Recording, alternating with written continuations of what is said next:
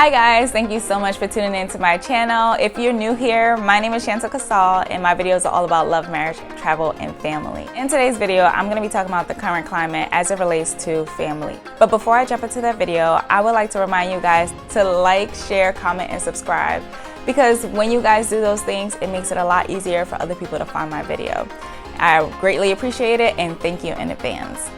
It's no secret that we're in a pandemic, and it's definitely no secret that this pandemic has caused such an uproar in our homes and within our families. But this is the perfect time to remember the important things, because as we have seen, tomorrow is not always promised.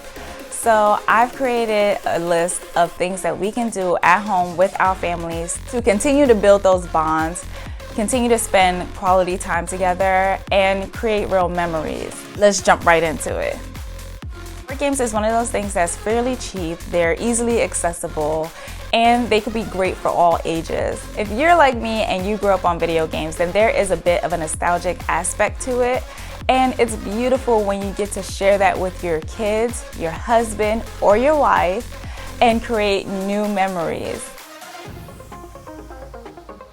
Most of the time, the gaming systems in our home belong to our kids, along with the games that go to the gaming systems. So it's a really cool way to meet your child where they're at, see what they like to do, get a feel for the things that really interest them when it comes to gaming. It's definitely a great way to bond because the roles are essentially reversed, whereas you become the student and your child becomes the teacher. It's a really fun way to see your child in their natural element of playing games. Another great thing about video games is that most of the games come in multiplayer, so once you learn the basics, you can grab a remote and play right along with your child.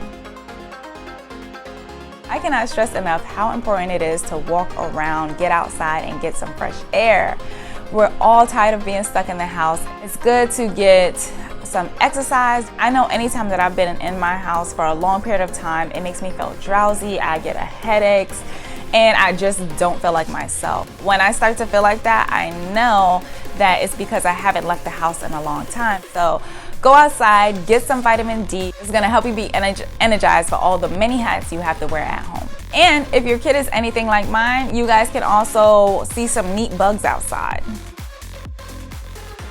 It's so important to encourage our kids to use their imaginations and play along with it. This could look like playing with dolls, your child creating characters, and then us portraying the characters, and we have props, and like our living room becomes a mansion, or our living room becomes the grounds of a volcano. It's so fun playing with our imaginations, especially because as adults, we don't get to do that as often as we probably would like. So take the time out and enjoy creative playing with your kids. Besides, using our imaginations is what being a kid is all about. So encourage your kid to do that more often. Another great thing about this is that it limits screen time for everybody.